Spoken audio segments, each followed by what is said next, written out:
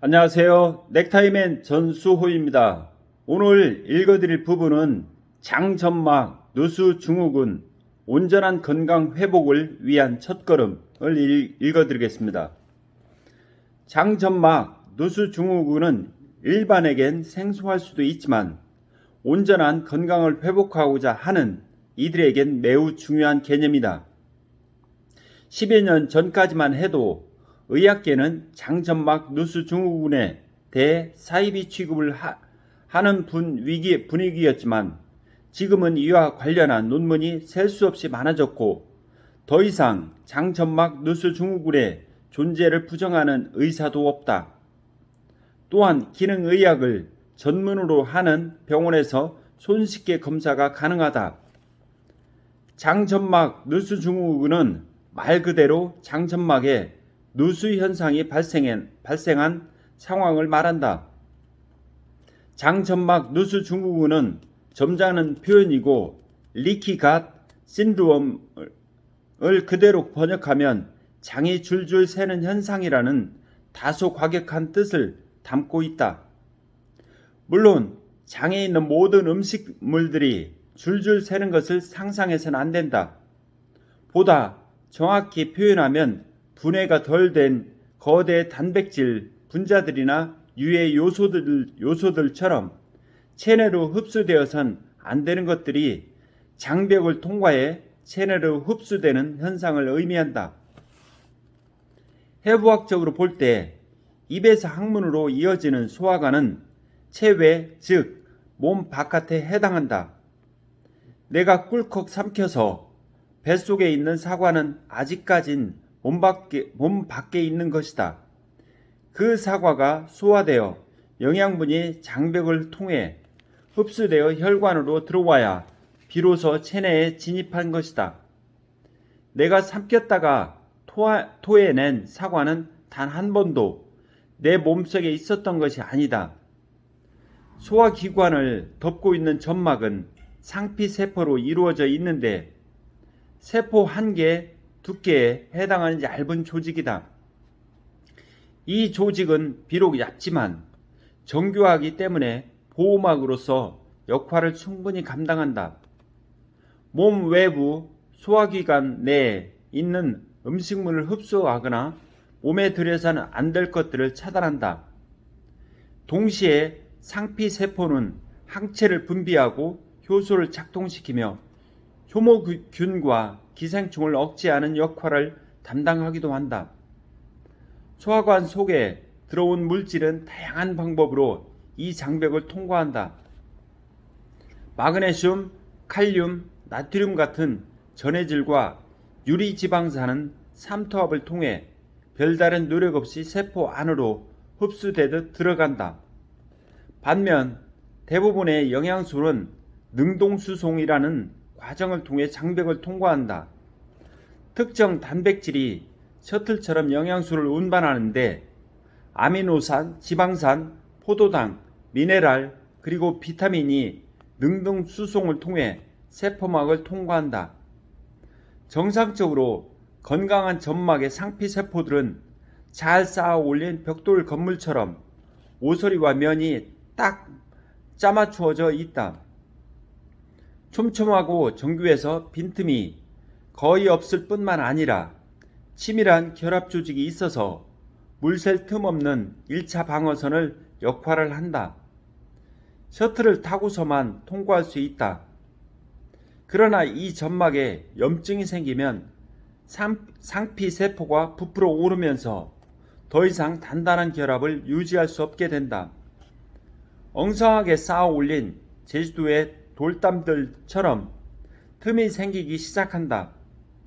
이렇게 생긴 빈틈으로 체내에 흡수되어서는 안 될 거대한 크기의 단백질 입자가 통과하는 것이다. 거대 단백질 입자는 분해가 덜 된 상태, 즉 소화되지 않은 단백질을 의미하며 정상적으로 우리 체내에 유입되어서는 안 되는 단백질이다. 우리의 면역 시스템이 이 커다란 단백질을 접하면 어떻게 될까? 외부에서 침입한 병원균으로 인식하여 면역 반응을 일으킨다. 항체를 활성화하고 세포 활성 물질과 활성산소의 생산을 촉진시킨다. 면역 반응이 작동하면 좋은 것 아닌가? 라고 생각할 수도 있다. 백신처럼 일부러 병원균을 주사해서 항체를 만드는 마당에 면역 반응 활성화가 무슨 문제냐고 반문할 수 있지만 좀 더 살펴보면 그렇게 간단한 문제가 아니다. 우선 면역 반응이 연쇄적으로 일어나면 염증을 유발한다. 알레르기, 아토피, 여드름, 건선, 관절염, 갑상선 기능 항진, 천식, 동맥경화, 심장질환, 당뇨와 같은 자가면역 질환과 염증성 질환을 유발하거나 그 증상을 악화시키게 된다. 더 큰 문제는 병원균이 아닌 정상세포에 대한 항체를 만들어버린 것이다. 비슷한 분자 구조를 가진 세포는 모두 공격하게 된다. 바로 자가면역 질환이다. 면역을 담당하는 세포들이 우리 몸의 정상적인 장기나 세포를 외부에서 유입된 병원균으로 오인하여 공격하는 경우를 말한다. 우리 체세포와 유사하게 생겨서 면역세포를 자주 헷갈리게 하는 것 중 하나가 우유 단백질 카제인과 소 단백질이다. 둘 다 소에서 나왔다. 아토피 환자에게 우유를 섭취하지 말 것을 권하는 이유다. 아이들 아토피를 치료하면서 우유부터 끊으라고 조언해주지 않는 소아과 의사라면 의사부터 끊어야 할지도 모른다. 특히 3세 미만의 유아는 상피세포 미성숙으로 인해 장점막 누수 증후군이 더 발생하기 쉬워 아토피 체질이 되는 경향이 있다. 분유 수유가 좋을 리 없다. 예전에 비해 아토피와 알레르기가 부쩍 증가한 이유 중 하나가 늘어난 유제품의 섭취다. 물론 장점막 아무 문제 없다면 유제품이 큰 문제를 일으키지 않는다. 장점막 누수 증후군이 있는 환자의 경우 유제품을 멀리하는 것이 치료에 도움이 된다는 것이다. 자가면역 질환은 없지만 장점막 누수 증후군을 의심해 볼 만한 증상이 몇 가지 있다. 음식을 먹으면 곧장 화장실로 달려가는 경우가 있다. 맵고 자극적인 음식을 먹으면 설사나 잦은 대변의 반응으로 나타난다. 또 고기만 먹었다고 하면 바로 복통과 함께 대변을 보아야 복통이 사라지는 사람들이 있다. 육류의 단백질과 지방이 느슨해진 장점막에 자극을 주어 그렇다. 밀가루 음식에도 민감한 반응을 보인다면 이는 지방이나 단백질 같은 분자량이 큰 물질이 아닌 분자량이 작은 물질에도 반응하는 것이므로 적극적인 치료가 필요한 상태일 수 있다. 변비와 설사가 반복되는 과민성 대장증후군도 장점막 누수 증후군이 원인일 수도 있고 헛배가 부르거나 실제로 배가 점점 나오는 증상도 의심해 볼 만하다. 만성 피로에 시달리거나 피부 질환이 있는데 치료가 잘 이루어지지 않을 때도 장점막 누수 증후군일 가능성이 크다. 그렇다면 장점막 누수 증후군이 생기는 근본적인 원인은 무엇일까? 확정된 것은 없지만 다양한 이론들이 존재한다. 나의 판단으로는 어느 한 가지 지목할 것이 아니라 다양한 원인들이 복합적으로 작용할 수 있다는 것을 인정하고 모두 주의할 만한 가치가 있다는 것이다. 첫째, 스트레스와 코르티솔이다. 만성 스트레스는 코르티솔의 분비를 촉진하는데 코르티솔 수치가 높아지면 장과 혈관도 얇아진다. 둘째, 약물 과용으로 발생하기도 한다. 스테로이드성 약물과 아스피린 같은 비스테로이드성 소염 진통제를 장기간 복용하면 피부가 얇아지고 장내 점막도 얇아지면서 장점막 누수증후군의 위험이 높아진다. 이들이 프로스타글라틴 합성을 저해하여 점막의 재생을 차단하기 때문이다. 아토피에 걸린 어린이에게 백날 약을 먹여도 낫지 않는 이유다. 셋째, 가장 심각한 문제로 장내 세균 불균형을 들을 수 있다. 장내 세균 불균형은 장기간의 항생제 복용 또는 수년간의 도정된 곡물, 설탕, 첨가제 등의 섭취로 장에 있어야 할 유익균들이 죽어버린 상태를 말한다. 장내 유익균과 유해균의 균형이 깨지면서 유해균이 우세해질 경우 유해균들이 독소를 발생시킨다. 그 독소가 몸에 흡수되려 할 때 장점막 조직에 자극을 주게 된다. 이는 장내 염증을 유발하고 염증을 점막을 느슨하게 만든다. 넷째, 술은 우리 인체에 빠르게 흡수되면서 장점막을 약하게 만든다. 술이 분해되면서 발생하는 포름알데히드가 장점막을 손상시킨다. 여드름과 아토피 환자들이 반드시 술을 끊어야 하는 이유다. 다섯째, 기생충, 칸디다균, 감염 등을 원인으로 지목되고 있다. 여섯째, 과민성 대장증후군이나 크론병 같은 소화계통의 만성 염증성 장질환 역시 장점막 누수증후군을 일으킨다. 마지막으로 가장 많이 알려진 것이 글루텐이다. 글루텐은 밀, 보리, 호밀 등의 곡류에 함유된 불용성 혼합 단백질이다.